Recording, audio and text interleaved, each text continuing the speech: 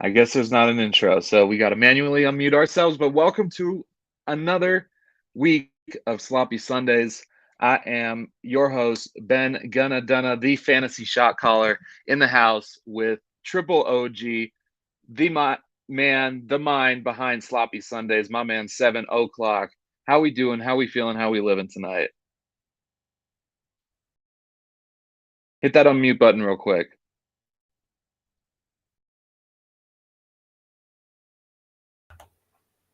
I gotta unmute myself.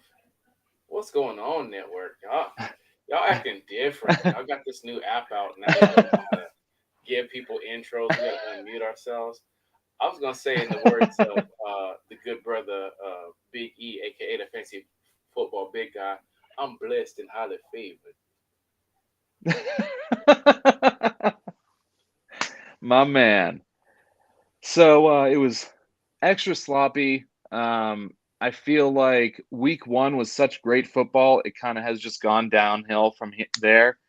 Week four is, we talk about bye week Armageddons, but this was injury Armageddon because so many first 4 round picks are out with injuries and just situations that you don't want to be a part of. But we're here. The waiver wire has has proved a bit fruitful, and we're just keeping it pushing. For sure, for sure. Um, So I guess we'll go ahead and start with the London game. Cheerio, chip chip, chip chip mm, cheerio. We've you can got meet me the at the Minnesota London.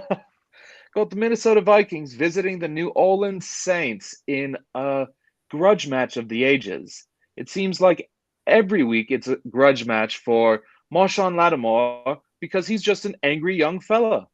And so with that being said, Kirk Cousins threw for 273 yards, 1 touchdown, and an interception. Are we scared of Dalvin Cook's value going forward? Only garnishing about, let's see, what is it? 10 fantasy points in this game against quite a stout defense of the New Orleans Saints. Oh yeah, definitely. I'm selling. I'm selling. Not only with not sold on the shoulder, not sold on the new scheme. It's not. It's no longer zone running. It does not benefit his style. He, in comparison, he used to be in the exact same offense as Nick Chubb, and now he's not. Yeah, I would sell him. I would panic. The shoulder, and he's never been able to stay right. It's high ankle sprain, shoulder. I'm selling. Well, there is a man that we were kind of panicking about the past couple weeks, but Justin Jefferson, 10 receptions, 147 yards, and even without a receiving touchdown, he was able to run the ball on the pitch for 1 carry, 3 yards, and a touchdown, aka, as 7 o'clock says, every week, a biscuit with extra gravy. Are There it we is. back in the wide receiver one category of Justin Jefferson? You have to. You have to. You're gonna have your bad games. That was a odd 2 game stretch. I believe in him. Top five wide receiver moving forward. So, the Saints' offense is one of the most inconsistent for fantasy Mm. purposes, even with Alvin Kamara. Because guess who's back? That man, the other pest, Latavius Murray. What's up, Dan Rice? How we doing? How we feeling? How we living? We were just talking the London game and talking about how the Saints' offense is not fortuitous for fantasy purposes. Latavius Murray was the highest rusher, 57 yards, 11 carries, and a touchdown. While Taysom Hill also got a touchdown, but everyone started Mark Ingram Mm. Jr., that is, and he had 10 carries for 30 yards. And let's see, any receptions? So 3 for 13. So he got you about 7 points in fantasy when you started him because Alvin Kamara was injured. Chris Olave, the rookie, did quite well. 4 receptions, 67 yards, and a touchdown. So definitely be starting him forward, but I'd say that is the only bloke on this team that you should be starting going forward is Chris Olave. What do we think about the New Orleans Saints, even though they were playing at home on the pitch in London, even though they weren't at home? No, you hit it right on the money. As long as Michael Thomas, even if Michael Thomas is in, I think you can start both of them. As long you can't start them together, but if you have Thomas shares, Olave shares, your favorite word, you might have some flex appeal. Baby girl, I love that flex appeal. Dynasty half PPR. I got offered Waller, Bateman, and a 2024 first for Kelsey and Burks. What you think? Well, Traylon Burks just got carted off the field today, or the pitch may have you, but they weren't in London. And Waller and Bateman, it's all depending on if you're a win now team or a wait and see team. Because for this, you are trying to win now, but with Burks, he may be injured for the future. So I would be careful. What do you think, Seven? I like I believe the winner of this one would be the Waller Bateman 2024 first round pick. 24, but so that's not a 23. So that's an interesting 24s, right? Am I overthinking that? No, no, no, no. You are totally right. And like I said, win now is different than future. So I agree 100% with the Waller Bateman, and 2024 is the winner in this one. Now, getting back to the United States, Dan Rice, I don't talk like this always, but I thought I'd give it a shot. Welcome. If you haven't been here before, hit that like button, hit that subscribe. You know what it is. Fantasy's life. You know it's a vibe. And we are talking, you're welcome, dude. We are talking the shot collar shootout for this week. And who is that? Two low teams that are looking to find an identity, and their offense soared this week. And that's the Seattle Seahawks visiting the Detroit Lions. Let's start with the Seahawks. Geno Smith threw for 320 yards, 2 touchdowns, and he had a rushing touchdown as well. Rashad Penny was a god among men on that field, 151 yards on 17 carries, had 2 big-ass runs and 2 touchdowns. DK Metcalf got carted off the field because he had to drop the Browns off at the Super Bowl, if you know what I'm saying. And 7 receptions, 149 yards. But, I mean, that's gold right there. And Kenneth Walker Jr. is still warming up. Rashad Penny until he gets hurt. He is the lead back there. Tyler Lockett, 6 receptions, 91 yards. Will Dissly and Noah Fant, they always seem to take away touchdowns from these fantasy relevant guys. So keep keep looking, be wary going forward. But Geno Smith, real deal or 5-game wonder? If you're in best ball, I wouldn't mind stashing him. I have Carr. Yeah, I have Lamar as my starter. I have Carr as backup just in case Lamar throws up a dud. But I don't know. I feel like Geno is playing better than Derek Carr right now. Yeah. I don't know what's going on with that Raiders offense. I'm sure we'll get into it later. But Geno Smith has the highest completion percentage in the last, I think, what was it? Like 8 or 9 games, like throughout the whole NFL. It's crazy. Yeah. And then a lot of people don't talk about it in general in sports or fantasy, but they revamped the offensive line, and that was the one thing that was kind of killing Russ. Mm-hmm. So you give any top 32 quarterback, ample time, he's going to do work, and that's kind of their identity. They're going to play average defense. They're going to run the ball, and he's going to complete every once in a while when he gets into a team that's given up 35 a game, you could expect that. Yeah. Man, and the Lions were down really big, and they came back out of nowhere. And Jared Goff, 378 yards, 4 touchdowns, did throw a pick. Jamal Williams was that waiver wire pickup you wanted this week, 108 yards, 19 carries, 2 touchdowns. I wasn't super sold because usually with recent years of the Lions backfield, it's kind of a rotating live by the sword, die by the sword kind of deal. But he got it done for you. And then I told everyone to start TJ Hawkinson. I hope everyone listened because 8 receptions, 179 yards, and 2 touchdowns. Josh Reynolds, 7 receptions, 81 yards, and 1 touchdown. So the scheme for the Lions looks really good because everyone can eat. It looks like everyone is everyone proof, if that makes any sense. Quarterbacks are wide receiver proof. Wide receivers are quarterback proof. And they got it done. They just didn't get the dub, but I mean, they're getting better and better as the games go on. What's up, Damon? Do I trade Najee and Hollywood for Kamara? Well, it depends on your depth. Remember, context is king. So throw in the rest of your team, and we can go from there. And then, my other wide receivers are AJ Brown, T. Higgins, Waddle, and Godwin. Well, I think it's the running backs are in question right now. Then, so yeah, throw your other running backs in there, and then we can go from there, right?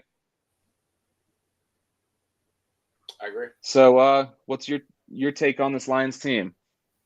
You know, they're going to be one of those teams that's probably going to be 8-9, maybe 7-10. They're going to lose a lot of close ones. They're going to learn how to win. Maybe, but definitely possibly a scary team next year. For fantasy purposes, like you said, the system is good. It's good, and the defense isn't that good. So that's a recipe for a lot of fantasy points. Whether it be garbage 100%. or not, Goff needs to be rostered at this point. You may not necessarily start him, but yeah, he definitely needs to be rostered. 100%. Let's see. So he has Mixon and Dobbins. So would you trade Najee and Hollywood for Kamara? Kamara hasn't shown anything this season. No Sean Payton, no healthy Jameis. Taysom Hill is taking snaps like Deebo Samuels, and all kinds of different involvement. He seems like that rib injury is less worrisome than what Najee's got going on, and that Steelers offense just looks horrid. Yeah. And also, if you can't get Kamara for just Najee, then that's like there's no reason that you should have drafted him in the first round. You know what I mean? We are kind of getting to that stage where it doesn't matter where you drafted them now. Week 4, baby. But at the same time, I mean, you're giving up a workhorse back and a potential wide receiver 2 in the future for someone that you may think so for what I'm trying to say is it looks like you're trying to buy high on Kamara when you should be buying low because he hasn't, like Seven just said, he hasn't done anything this season. Mr. Fox is in the building. What is up, dude? How about them Chiefs? Well, an earlier game, and sorry to put this on to you, Seven, but how about them Jets, baby? At this point, I'm praying for a better draft pick. Well, you may get your prayers answered. Zach Wilson in his first game threw for 252 yards, a touchdown. He did throw 2 picks. Braxton Berrios threw a touchdown pass to Zach Wilson. Breece Hall got another touchdown, 17 carries. He was the workhorse back in this one for 66 yards. And then Corey Davis was Zach Wilson's favorite target, 5 receptions, 74 yards, and a TD. Elijah Moore had about 8 fantasy points. Same with Tyler Conklin, who's been super consistent. Garrett Wilson has been a little bit forgotten, but I think going forward, you're going to be kind of playing fantasy roulette with this Jets offense. Yeah. Because anyone could get the call at any time, whoever has the hotter hand. Mm-hmm. So I mean, it was definitely a strange game because they switched quarterback mid game. What do you think about your new guy Kenny Pickett coming in? I wasn't a fan of the draft pick. You got to give him a chance. They really need to build the offensive line. I didn't think they should have drafted Najee Harris. I didn't think they should have drafted Pickett. especially when you had guys like Michael Carter and Javonte Williams going in the second round. You just never draft a running back in the first round, especially when you don't have the offensive line for him to kind of do work. And Harris' value is in volume, not in production, or at least production per touch. Pickett, we'll see what he does, man. I think his ceiling is like best value Jeff Garcia. Jeff Garcia, I think in Tampa, Philly, and maybe in San Francisco made one Pro Bowl, maybe three Pro Bowls altogether, one in each location. And that's kind of what I'm praying for, that this guy turns into Jeff Garcia. But my expectations are very low. I didn't think I feel like they could have got him in the second round. Well, as long as your expectations are low, all you can hope for is it being high. And Shakespeare has a quote that he says, "The root of all heartbreak are expectations. So have none, especially when you're talking about the Jets." So 18 carries, 74 yards for Najee Harris. Kenny Pickett did run it in twice for 2 biscuits. It spread some gravy over there. But the waiver wire of the week is probably going to be this guy because they had a good connection and he looks like a receiving monster. And that's George Pickens, 6 receptions, 102 yards. Without you had a touchdown in there, that's over 20 points, and you're sitting pretty there. Yeah. Freiermuth, 7 receptions, 85 yards. Deontay Johnson, nowhere to be found, but that's something that's going to work itself out. And drop Chase Claypool. If you haven't learned by now, it's been 2.5 years since he scored multiple touchdowns. So there's no reason to roster him still. I need to listen to your advice. I have him in a best ball league. It's like everyone's still just. Yeah, I mean, everyone's just still sitting on his 4 touchdown performance week 5 of 2020 when I started doing the Fantasy Shotcallers, formerly known as Ben Dunna's Ball and Broadcast. But yeah, Chase Claypool shouldn't have even been drafted. No, you're right.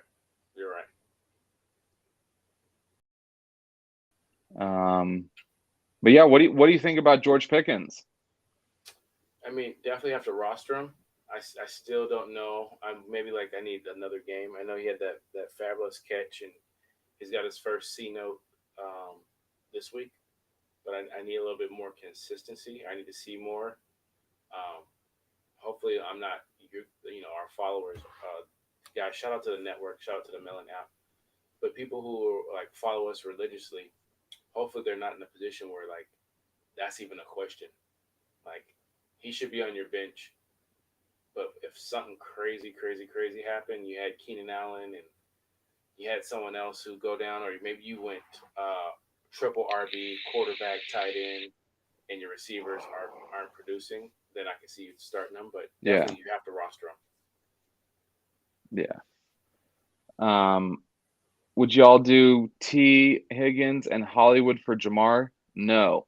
Why do everyone keep T. Higgins? I don't know. T. Higgins is the wide receiver 1 on the on the Bengals. Yeah. Jamar, honestly, yes, he can catch the ball, but he got very lucky last year in yards after catch with people just missing tackles. His separation is there, but it's not like T. Higgins. T. Higgins also more experienced, and he has more of a finesse to him, where there's more of a connection in PPR value, especially. Jamar Chase, I think, is a little more valuable in standard leagues because he's really boom or bust. But T. Higgins is the wide receiver 1 on the on the Bengals. I completely agree. He leads in targets. I think these two have played a total of, I want to say, 13 games together, and their stats side by side. Higgins has more fantasy points, more yards, more targets, and more receptions. He just has less touchdowns, but he still has, I think, 30 more points than Jamar Chase since last year when Jamar Chase came into the league. of the games that they've played together. So when they're Yeah, both on the field, Higgins is the guy. 100%. Man, what in the world do I do with Bateman, Jonathan Taylor, Connor? They're pathetic currently. Don't even get me started on Fournette not getting carries on the one. Yeah, I mean, luckily I didn't have any first overall picks this year, so JT was out of the question. Connor, I was fading super hard. Bateman, they played a tough defense this week. I would have benched him, and I did, and because I have him in at least like 70% of my leagues. So going forward, I think he's still young. Remember, he sat out for like half the season last year. So he's basically kind of just going through the rookie motions and getting kind of just split up. So Bateman just got to be patient. Obviously, if Naheem Hines is on that waiver wire for whatever reason, you need to go grab him this week. And then Connor, I mean, I think bench till further notice. I completely agree with you. Bateman, rough matchup and weather conditions as well. Should bounce back. He is kind of a boomer bust guy. He's kind of like a Mike Williams. We were talking about him last night on FNL, where he really, really depends on that. Almost even like Jamar Chase, he depends on that 50-yard bomb to make his bread and butter. The only difference is he gets his in yak versus like Chase and Mike Williams get theirs in air yards. Naheem Hines must pick up of the week if he's available. Like, I mean, I obviously in our analyst leagues, I don't see him being too widely available. But definitely if you're playing with some of your compadres, then they probably don't have him rostered. I'm currently sitting JT, Kamara, Fournette, Connor, Gibson at RB. My wide receivers are Olave, Higgins, Waddle, Bateman, and Godwin, and my tight ends Ertz and Everett. Should I drop for a better running back or wide receiver? Well, like I keep saying, context is king. We need to know who is on your waiver wire because those are some tough options. Hopefully, I hope Jonathan Taylor's okay first off, but if he's going to be out this week, hopefully they put him on the IR. Because if it is a high ankle sprain, then get him on the IR as quick as possible, please, so I can go pick up someone and I don't have to drop him. But if you want to put up some waiver wire pickups that are available in your league, put it in the chat. 10-man half PPR. Okay. So T. Higgins or Jamar Chase rest of the season, 7? I want to go T. Higgins. Yeah, me too. Yeah. And that's no shade towards Jamar Chase. I just not as high as a ceiling, but a much, much safer floor. Yeah. I mean, go back and just watch the highlights of that Bengals game from Thursday. And teams are shadowing now. They have footage and film on Jamar Chase. T. Higgins has been doing this for now going into his 3rd season. This is a little bit of that sophomore slump. Now Chase has to adapt to what defenses are, trying to do to prevent him from excelling and also keeping Burrow kind of in check and doing so at the same time. So he's a baller, but I'm still riding with T. Higgins. Yeah, because just so you know, T. Higgins, when they throw him the ball, they win the games. When they throw Jamar Chase the ball, they don't win games. All right, so next is our toilet bowl of the week. That's going to be the Chicago Bears losing to the New York Giants. Fields, he actually had over 15 attempts. That's a record for him, I think, this year. Khalil Herbert wasn't the guy that you all thought he was going to be, unfortunately. 19 carries, 77 yards. He averaged about the same that David Montgomery averages. So I think we may be talking about that offensive line a little, and not just the skill of a player. Darnell Mooney actually put up something of fantasy relevance this week. 4 receptions, 94 yards. And that was about it. Nothing else. I'm not touching any Chicago Bears. Sorry, Amber. Um, it's just I'm not in love with the system. I'm not in love with the quarterback, the offensive line. Everything just is kind of meh. Monty is a top tier talent, but he has probably one of the worst situations in the NFL. Mm-hmm. I'll be 2-2, so there's no way I'll be able to get Hines. So you guys do waivers based on records. Um, so Mostert, Pacheco, and Benjamin are the running backs, and the wide receivers are Judy, Duvernay, Hollins, McKenzie, Corey Davis, and Reynolds. It's pretty stripped. Well, Mostert looked really good last week when he was running the ball, and so I'd probably roster him out of those three. And then, when Judy's healthy, he can play. And Russ had a 30-point game this week, so that offense is heating up. They just really need to, fire Nathaniel Hackett. Like, okay, so I guess let me finish the Giants real quick. Saquon did Saquon things. 31 carries for 146 yards, no touchdowns, but still, Daniel Jones had 2 rushing touchdowns, so he was all right this week for fantasy. But yeah, so Saquon still the RB1 on the season so far. And let's see. So I was going for I'll just, since we're on Judy, I do want to talk about him. I'll skip to the afternoon games real quick. So Raiders finally win a game. They beat the Broncos 32-23. So Judy had a good game. Judy had 4 receptions, 53 yards, and a touchdown. And you need to pick him up. He needs to be on your roster if he's on the waiver wire, because when he's healthy, he can ball. But the thing about the coaching, so Melvin Gordon didn't make a costly fumble, and none of the other players on the offensive side of the team could tackle the person, but he got all the brunt for it. And then what happens when they're trying to make a comeback? They have this guy, Mike Boonin, and he drops everything he gets.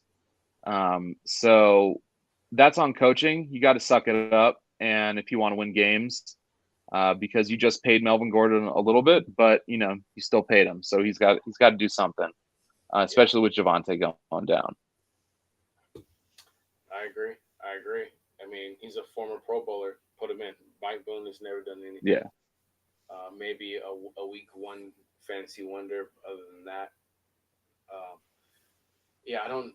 This head coach doesn't seem competent, and it's frustrating as a Sutton owner. What are you gonna do? They're gonna have to figure it out. Like you said, Russ finally crack 30. So moving forward, hopefully they can just what's his name can get healthy first off. Judy can get healthy, and they can make some moves. Hopefully Javonte comes back healthy as well. I think he's looking at 2 to 3 weeks, maybe 4. Yeah. It could be even more severe. They're waiting to see like the x-rays and depth and stuff. So you could pair Everett with a running back or wide receiver and try to get an upgrade. I would be pairing Zach Ertz, not Everett. I like Everett's situation more. And the only reason Zach Ertz is eating right now is because DeAndre Hopkins isn't there. And when DeAndre Hopkins comes back, that's another mouth to feed. Where, Keenan Allen, obviously they're missing Keenan Allen, but I trust Justin Herbert to sling that pigskin a lot more than Kyler Murray. I like it. Great take.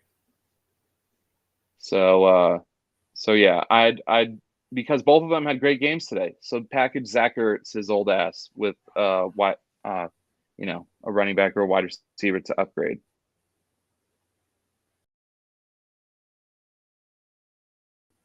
All right, here we have another what do I do with Taylor?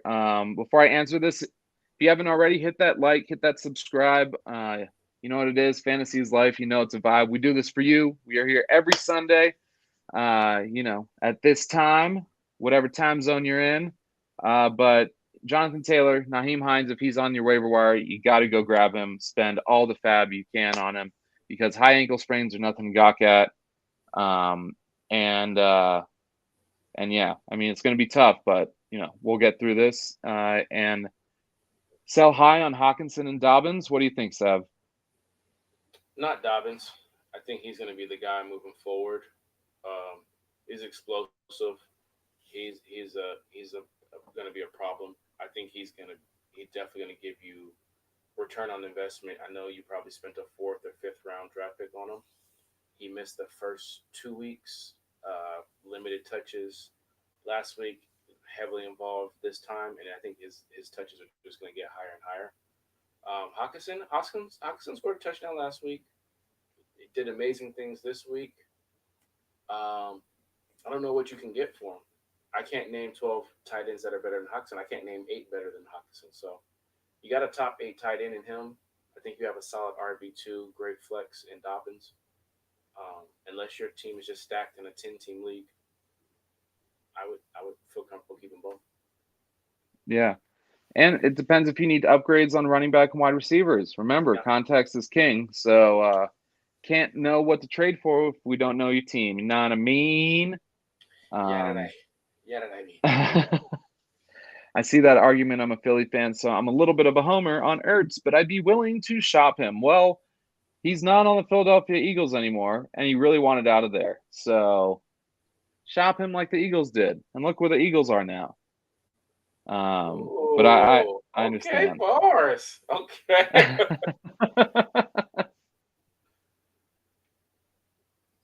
All right. My team is Stafford, Geno, JT, Dobbins, Kupp, Evans, Elijah Moore, Hawkinson, and Myers.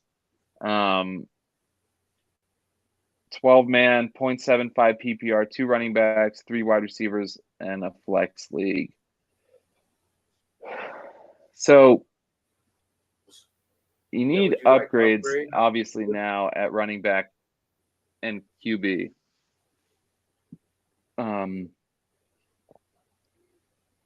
So you got to keep Dobbins because you're the only one that's gonna be relevant for right now because JT is gonna be down for a while. You can get by with your wide receivers. Elijah Moore is gonna get more targets. He's gonna score some touchdowns in the next couple weeks. Kupp is gonna do his thing. Evans, we already saw what he can do when he's back with Brady in motion. So quarterback and running back are where you need to focus. And so, I mean, you have bench players too, right? I mean, we need kind of that matters as well. But yeah, quarterback and running back is something to look at for sure. But going more into this Raiders Broncos game, the Raiders, Derek Carr threw for Trevor Lawrence performance of 188 yards, under 200. Josh Jacobs was the man today, 144 yards, 2 touchdowns. Haven't seen him do that in a long time. It's nice to see him to do that, except that he hates fantasy football, so fuck him. And Devontae Adams, 9 receptions, 101 yards.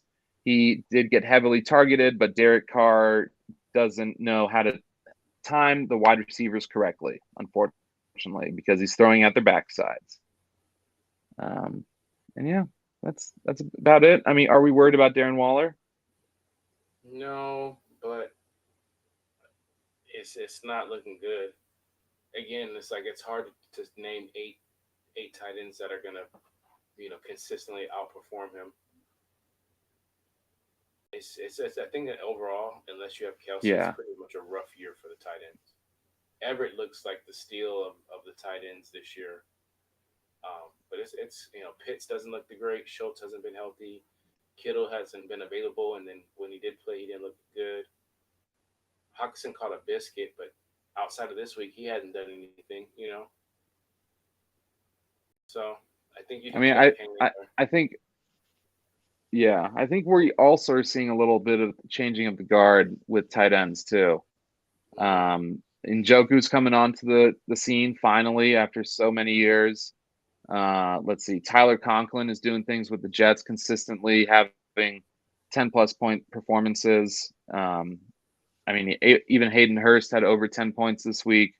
Pat Freiermuth. So a lot of these Pat kind of new guys, quote unquote, even though they're not too new, are doing things. So we may be seeing the four horsemen kind of, or the five horsemen or whatever, not being there anymore. Yeah. So moving back to some morning games, we got probably the toughest fought game. Don't know how to keep a lead, and they blew it to the Buffalo Bills. And I mean, we all know Josh Allen is that dude, but for fantasy, he even still did it. 213 yards through the air, 1 touchdown and interception, 70 yards on 11 carries and a touchdown. And Devin Singletary is like a poor man's CMC right now. Poor man's Antonio Gibson with the amount of carries and receptions he's getting. And they just pulled this one out on a late field goal by Tyler Bass. Isaiah McKenzie has won that slot spot. He's been going on a tear these past couple weeks for, what it's worth. Stephon Diggs, low game, and Gabe Davis nowhere to be found. Yeah, that one was an interesting one. I caught that one after church. Last week, James Cook led the backfield in touches. Now it's Singletary.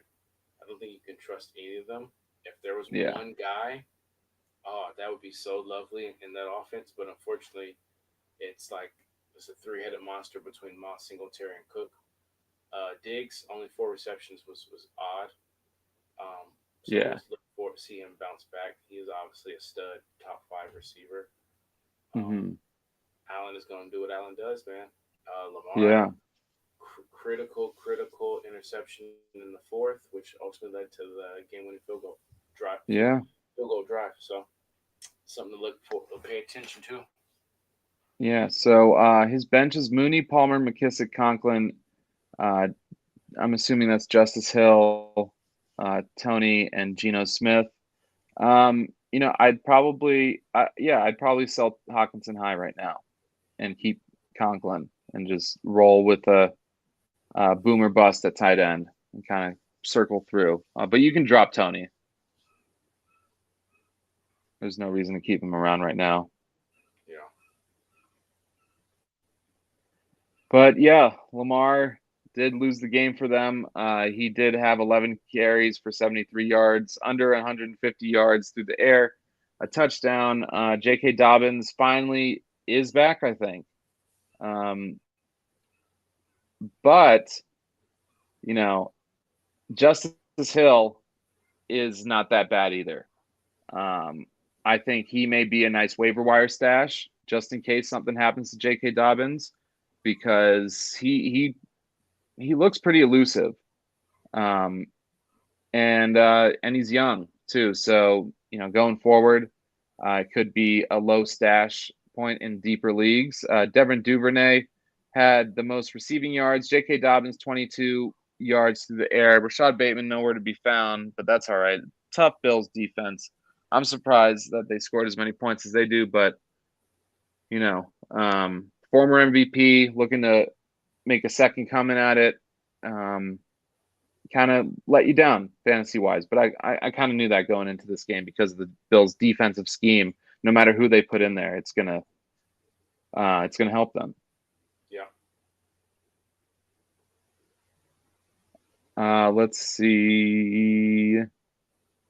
Next, we've got the Titans and the Colts.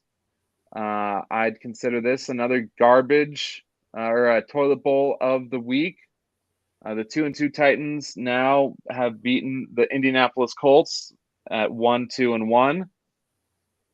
Obviously, we all know that Jonathan Taylor suffered an injury late in the game, but even then, he was just not good in that game. Matt Ryan threw for 2 touchdowns, 356 yards. So it's pretty crazy, and they all really went to Mo Alley Cox, Alec Pierce, and Kyler Granson. It's frustrating for Pittman owners, but it happens. That it does. Mo Alley Cox, does he need to be rostered as a tight end going forward? And he didn't catch. He's not the guy who got the game winner versus KC last week, so I'm not 100% sure. Yeah. I thought that last week, and I said that on FNL last week, and then he didn't do anything, and then this week, has a touchdown. The tight end position is a crapshoot, Yeah, and fans it need to really is. realize if you don't have one of those top six guys that's going to at least give you seven or more per game, it's just a crapshoot. You might get a Tunyon who one game might have one reception for 2 yards, or he might have four receptions for 46 and a touchdown. Yeah. That's just the name of the game. King Henry is back, y'all. 22 carries, 114 yards, and a touchdown. Ryan Tannehill threw for 2 touchdowns, under 150 yards. Some guy that I'm not even going to try to pronounce his name had a touchdown. Derrick Henry had 3 receptions for 33 yards. So it's kind of cool to see like Derrick Henry and Nick Chubb actually catch the ball. And if you listened to me a couple weeks ago when I told you Derrick Henry was going to turn it around because they needed to start winning games, what do you know? They've won 2 straight, and Derrick Henry has been the focal point of that offense. It's common sense, people.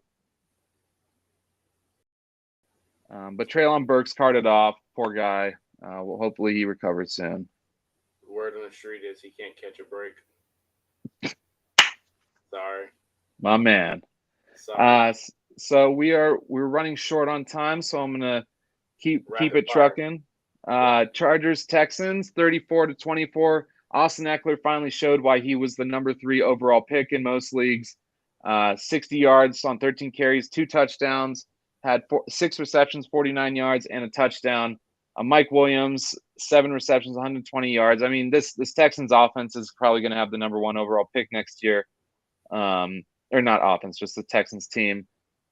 Gerald Everett, we kind of talked about him. He caught a biscuit today.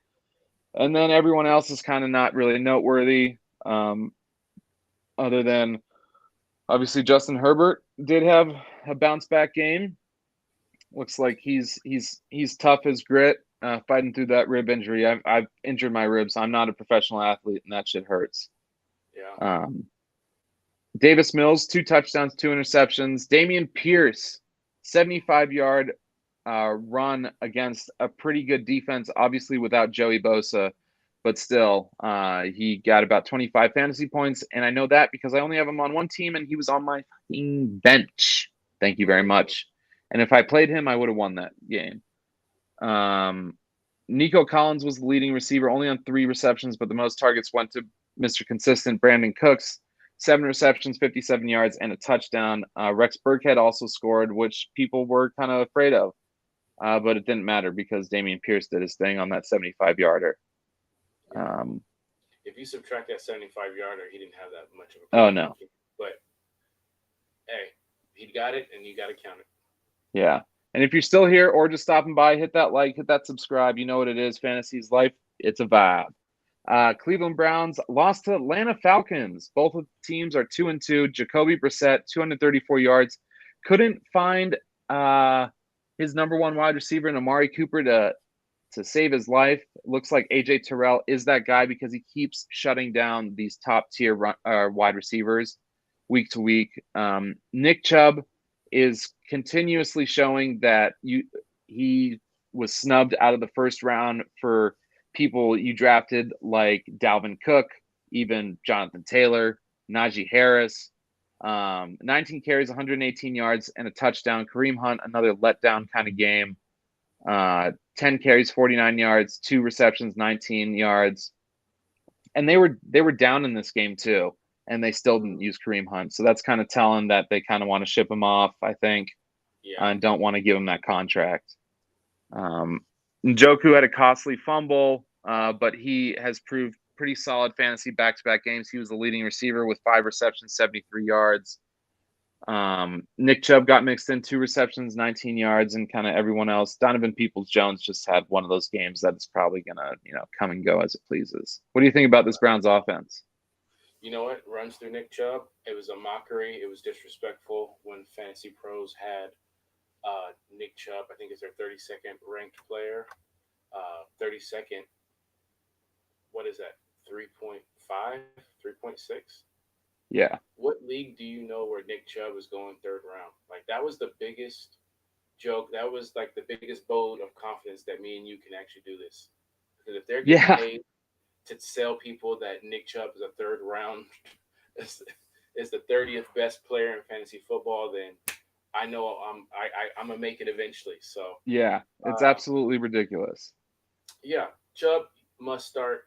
Hunt, it's a gamble. It's a gamble. I think they want to probably get him out of the locker room because he could be getting cancerous at this point, and his value is really high based off those first, definitely that week one, but maybe even the first 2 weeks. Hmm. Cooper, it's gonna be hit or miss, man. Sometimes he's gonna have a good Yeah. game. Sometimes he's gonna have a bad game. That was his story. That was his mo in Dallas. Kind of his mo here. Yeah.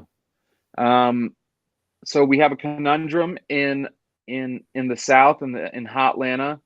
Looks like it's either one of two things. There's a big ass committee in the Atlanta Falcons running back room with Tyler Algier, Caleb Huntley, and Cordell Patterson. Or Cordell Patterson's injury was a little more than was led on to be, and they didn't want to run him into the ground too much because Tyler Algier 10 carries, 84 yards, Huntley 10 carries, 56 yards, and a touchdown. Cordell 9 carries, 38 yards, and a touchdown as well. Cordell is the best running back out of the three. There's no doubt about that, in my opinion. Tyler Algier is getting better and better every game, and he is Yeah. he's the stocky back. He is the Nick Chubb of this. Just in retrospect, not saying that he Worth will be rostering Nick Chubb, huh? for a deep run for playoff runs for the bye weeks. Are you rostering him, Yeah, I would. especially with hobbled Patterson? Yeah, 100%. 100%. Um, and then the receiving was just like non-existent. Yeah. Zacchaeus 2 receptions, 55 yards, and then Drake London had 2 receptions. Everyone else only had one.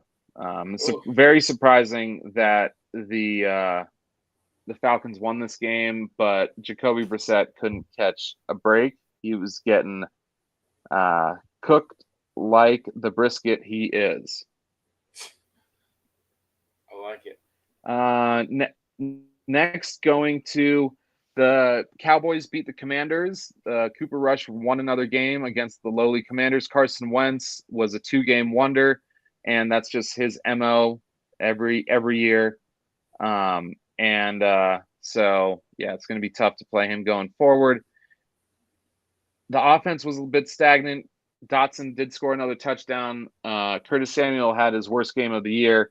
But I was watching the game, and that Dallas defense was no joke today. Yeah.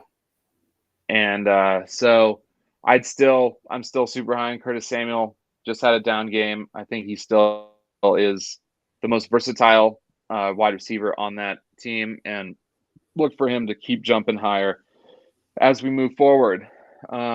Cooper Rush, 2 touchdowns. Zeke, 19 carries, 49 yards, a dismal 2.6 averages per carry. Tony Pollard did virtually nothing. But CD, return on investment, what are we thinking? Yeah, man. It seems like he has a better connection with Cooper than he does Dak. Yeah. I don't think that there's a quarterback controversy, but it'll No. be interesting to see what happens in the offseason because Zeke's not living up to that contract, and for the most part, Dak isn't either. Yeah, I agree. And going forward, are we looking at Noah Brown starting? I mean, he's been pretty consistent. I put him in. I picked him up. I can't. I know. You know what? I dropped MVS and picked up Noah Brown as in a best ball league. Nice. Hell yeah. All right. Let's see who we got next. Ooh, the Eagles come back and beat the Jaguars 29-21. The Eagles are the only undefeated team in the NFL right now. Trevor Lawrence had a Trevor Lawrence of last year game, 174 yards, so under 200 yards, 2 touchdowns, 1 interception. But that's not the worst part. He had like 4 fumbles. Ooh, horrible. I don't know what was going on. Oh, well, it was because of the fumbles. The offense couldn't get started, really. At least for fantasy wise. It was a split backfield 50-50 between Etienne and Robinson. Christian Kirk salvaged in garbage time because most of you started him.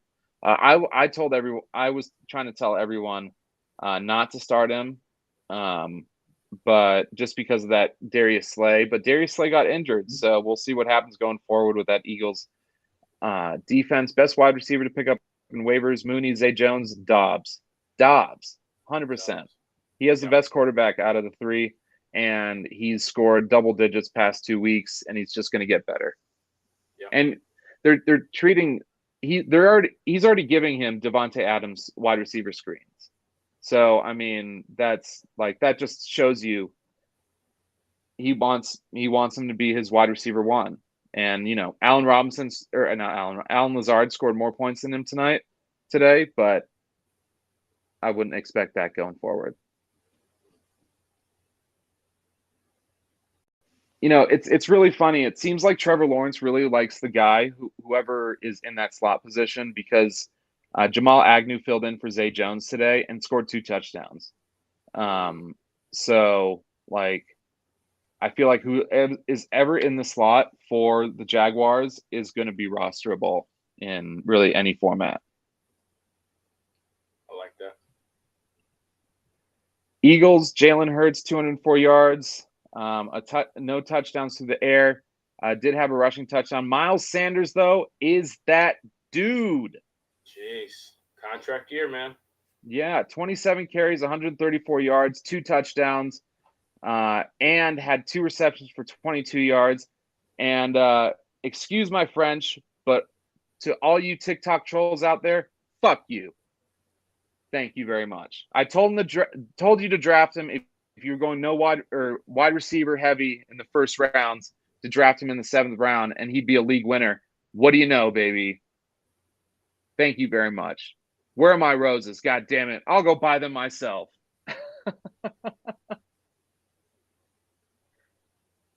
Oh, thank you so much. AJ Brown, 5 receptions, 95 yards. Dallas Goedert, 5 receptions, 72 yards. It was a roller coaster of rushing touchdowns today. So, that's not how it's going to be every week. But I think the Jaguars have a really underrated defense this year. What do you think? No, I completely agree. I think they have an underrated team. They could flirt with the play. They could win that division. Yeah. Houston, Tennessee, and Indianapolis. They could win that division, man. And crazy as it sounds, host a playoff game. That does sound super crazy. 4 seed. Doug Peterson has done it before, though. Yeah. He's that old black aunt that just looks in the refrigerator, sees some leftovers, and he's like, "Yeah, sugar, let me just put a little bit of this," and then now you got a stew. Exactly. I mean, look, they made that run with Nick Foles. Yeah, exactly. Coming out of retirement, Blake Bortles wins the Super Bowl. Yeah. Going to Cardinals, beating the Panthers. Kyler Murray, 207 yards, 2 touchdowns, and interception. James Conner, like we said earlier, is pretty much benchable now. Kyler Murray had 12 carries for 26 yards and a touchdown. Marquise Brown, 2 back-to-back very solid games. Zach Ertz, a good game. Sell high on Zach Ertz. We already kind of hit on that a little bit with looming DeAndre Hopkins. If you've held out this long and you've won a few games, just get ready. And Greg Dortch, I was really disappointed. Panthers, Baker Mayfield is trash. Under 200 yards, a touchdown, 2 interceptions. Christian McCaffrey, 8 carries, 27 yards. The only touchdown he threw went to Christian McCaffrey, and Christian McCaffrey finally scored 25 points. And obviously it was on a week that people thought he wasn't going to play. Yeah. Looks like DJ Moore had his best receiving just with receptions for yards this week. 6 receptions, 50 yards, but you can't trust him going forward. And pretty much that whole Panthers offense is just suspect. It's, they need Matt Corral to come back from that injury. And then let's see. Wrapping it up, we got 2 more games. Patriots and Packers. Patriots put up a good fight. Mac Jones is already injured. Had to start Brian Hoyer. And Brian Hoyer went out in the first half. Then Bailey Zapp, 99 yards, a touchdown, 10 on 15 attempts. It's still split 50-50 in that running back room. It's tough, man. 18 carries, 86 yards, a touchdown for Damian Stevenson, 14 carries, 66 yards. But I got to tell you, man, in overtime, Belichick and that offensive scheme really blew that game. They were trying to run it with Damian Harris and not use Ramondre Stevenson in a hurry-up kind of offense, and that's why they lost. Granted, I am a little biased because I have Ramondre in a bunch of my leagues and I started him in a good amount. But nonetheless, I feel like they would have won if they didn't try to slow it down with Damian Harris. Yeah.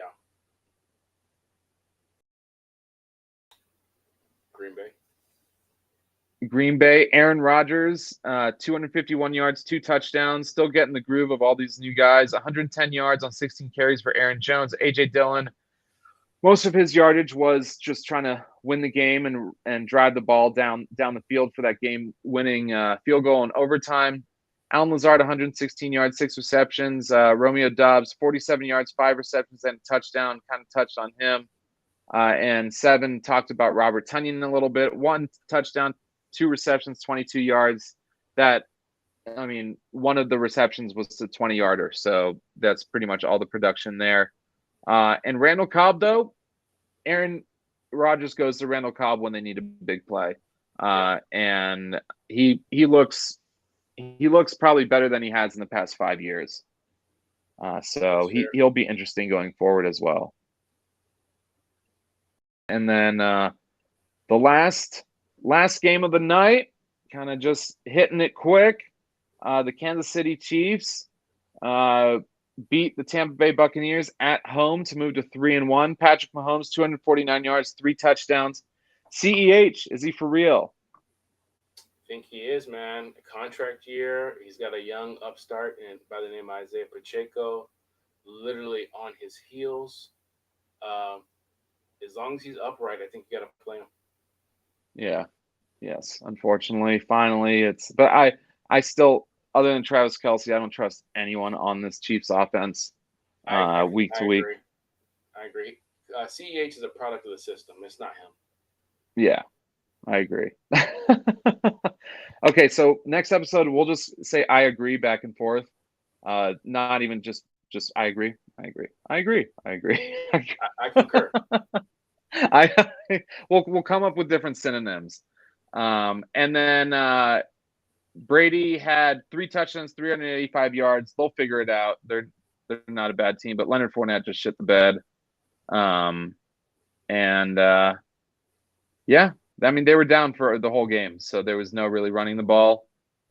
But that'll change. Patrick Mahomes is like, fantasy aside, he's the best quarterback in the league. Yeah. He's playing smarter football. He's playing much smarter football. He has to. What up, Sarcastic man? Happy Sunday to you, man. Hopefully you did well, and if you didn't, hope I see you on Safe Space tomorrow at 7. Hell yeah, and hit that like if you don't mind. And that wraps up another week of Sloppy Sundays. Thank you so much, Seven, for joining me. I know you'll be back, and we'll get this cracking again. But yeah, thank you all for tuning in. Thank you to the network. Thank you, Melon App, for supplying this for us. And you got anything you want to say to the people before we wrap it up? No, man. Shout out to the Fantasy Football Network. Shout out to the Melon App for letting us do what we do. Make sure you guys hit that like button. It goes a lot further than you guys realize. We appreciate you. 100%. And as always, fantasy is life.